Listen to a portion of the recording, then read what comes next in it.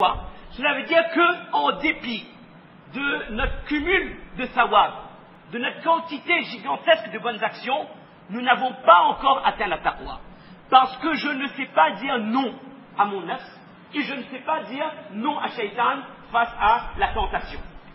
Il faut savoir qu'Allah Ta'ala envoie des anges qui se relaient à la prière de Asr et la prière de Fajr et qui rapportent à Allah, et Allah sait mieux, qu'est-ce que les serviteurs ont accompli en ce jour comme action. Troisième point sur lequel nous devons essayer de prendre des résolutions pour cette année 2009, notre relation avec les gens, ce qu'on appelle al-akhlaq et al-mu'amala. On fait le niyat que cette année sera l'année de l'entente, l'année de la famille.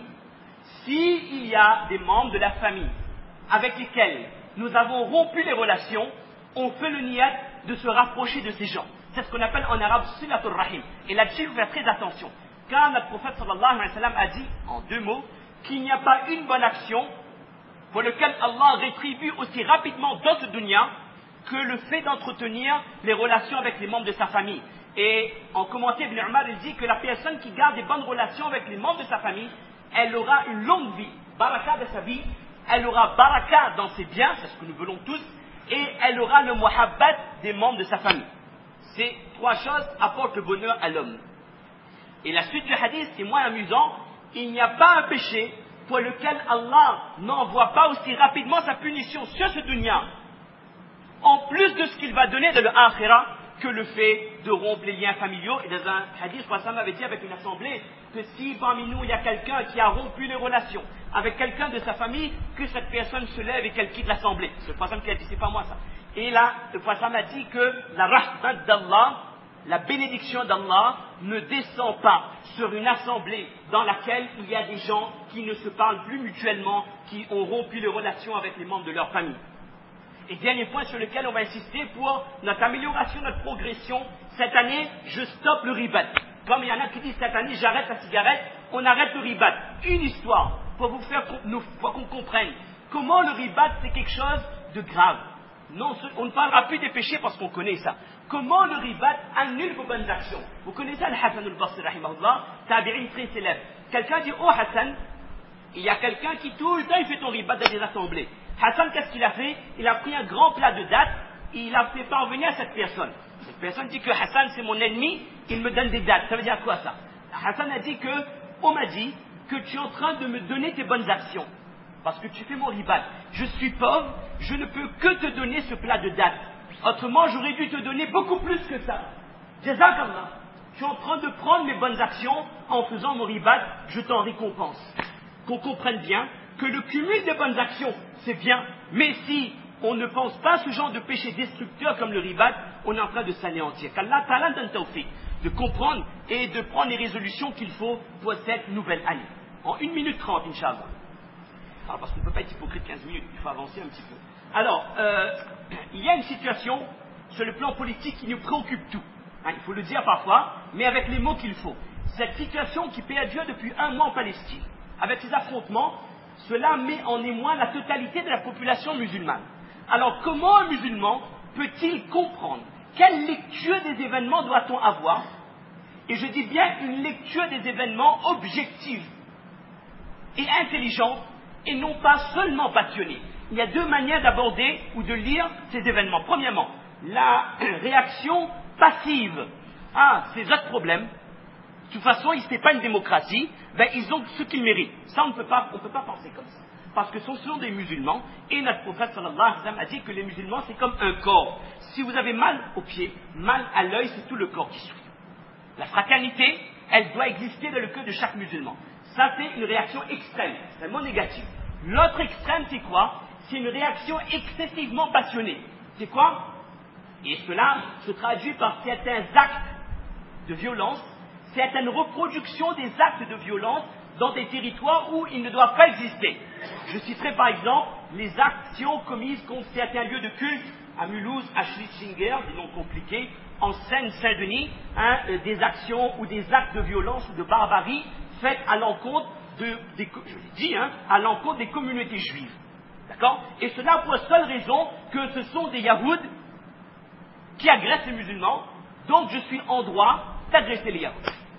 est-ce que cette réaction est plausible? Est-ce que islamiquement, on peut réagir de la sorte? Alors je vous pose une question, et plutôt je vous cite quelque chose. Lorsque le prophète sallallahu alayhi wa sallam à Madina Munawwara est arrivé pour la hijra, la première chose qu'il a fait c'était quoi? C'était garantir la paix et la sécurité dans la population. C'est un objectif recherché par l'islam.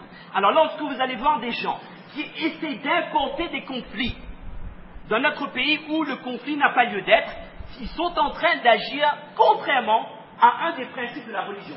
Lorsque le prophète est arrivé à Madina, il a signé un acte de paix avec les 3 tribus Yahoud, Qaynuqa', Nadir et Qurayza.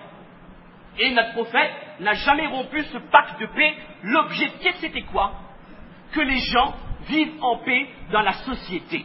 Et ça c'est la conception de la société dans l'islam. Que les gens de différentes confessions, de différentes idéologies savent et puissent vivre en paix sans que notre vie est en danger, sans qu'il n'y ait de conflit permanent. Ça c'est extrêmement important. Et ça c'était pour garantir la paix dans une ville. Maintenant regardez comment le prophète sallam a tout fait pour garantir la paix même dans une région. Lorsque les Sahaba ils vont à Makkah pour faire l'Umrah, le sulh de Hudaybiyah a été signé et le natija, le résultat c'était quoi? C'était que pendant 10 ans, il n'y aura plus de guerre entre musulmans et ceux qui étaient mouchriquins. Bien qu'il y avait des contraintes, bien que cela a engendré des frustrations chez les musulmans, regardez cette leçon de politique. Notre prophète sallallahu alayhi wa sallam a préféré garantir une paix de 10 ans à ses citoyens plutôt que de faire l'umrah, d'avoir ce qu'ils veulent immédiatement, mais de ne pas avoir un contexte de vie agréable. Le maintien de la paix dans les villes, dans les régions, dans les pays, c'est un principe recherché par l'islam. Donc tout ce qui se fait en métropole, alhamdoulilah, la Réunion, le problème n'existe pas. Mais attention, il y a certainement des gens qui cherchent une occasion pour nous remontrer du doigt. Les musulmans, c'est eux-mêmes qui font tout ça. Il y a eu le crash à la bourse, il y a eu le problème avec la bourse, les problèmes économiques, il y a eu l'élection de Fundi et Obama. Donc tout ça, ça a fait en sorte qu'on ne parle plus trop des musulmans comme des gens terroristes ou extrémistes. Mais faisons bien attention que ce genre de réactions violentes, qui sont disproportionnées et sans relation avec la pratique prophétique dans ce genre de conflit, attention à ce genre de réaction, de façon en sorte qu'on nous pointe encore une fois du doigt. Et dernier point, on va terminer là-dessus parce que ce sont là des points extrêmement importants. Si nous avons compris, nous aurons une autre lecture des événements. Lorsque le prophète sallallahu alayhi wa sallam a eu des conflits avec la tribu Yahoud de Banu Qaynuqa' en l'an 2 de l'Hégire, c'était après la campagne de Badr.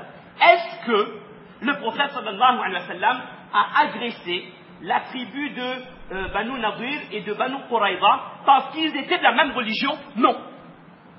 Est-ce que le prophète sallam a déclaré la guerre à Khaybar, qui était une tribu juive, parce qu'il y a eu des Yahoud qui ont fait du tort aux musulmans? Non. Et c'est ça qu'on doit bien comprendre. Ces gens-là ont fait du tort, ça concerne à ces gens, à ces personnes précises. Et notre prophète sallallahu alayhi wa sallam n'a pas exporté le conflit, il n'a pas généralisé les conflits. Donc en tant que musulmans, qu'est-ce qui nous appartient? La meilleure des choses pour le musulman, c'est quoi? C'est la solidarité avec le cœur et les doigts. Parce que la seule chose qui peut aller à l'encontre du taqdir, c'est les doigts. Toute autre manifestation de type violente ou extrémiste ou agressive ne fera qu'empirer le conflit et ne fera que repointer du doigt cette belle religion qu'est l'islam, et que ces personnes soient dans le doigt du matin au soir. Si vraiment nous avons pitié pour ces gens-là, qu'on se réveille pour tahajjud à 2 heures du matin, la veille de Badr, le prophète sallallahu alayhi wa sallam passe la nuit tout entière, il pleure dans les doigts, il demande: oh Allah, aide-nous pour Badr. C'est ça, avoir de la compassion. Si vraiment nous voulons aider ces musulmans, qu'on se réveille chacun tahajjud chez soi et qu'on fasse doigt depuis 3 heures du matin jusqu'à 5 heures du matin, là oui, on aura fait preuve de solidarité. On m'a tawfiq illa billah, qu'Allah donne le tawfiq de comprendre ces quelques paroles, de faire amal, de propager. Subhana rabbika rabbil izzati amma yasifun, wa salamun ala al-mursalin, walhamdulillahi rabbil alamin.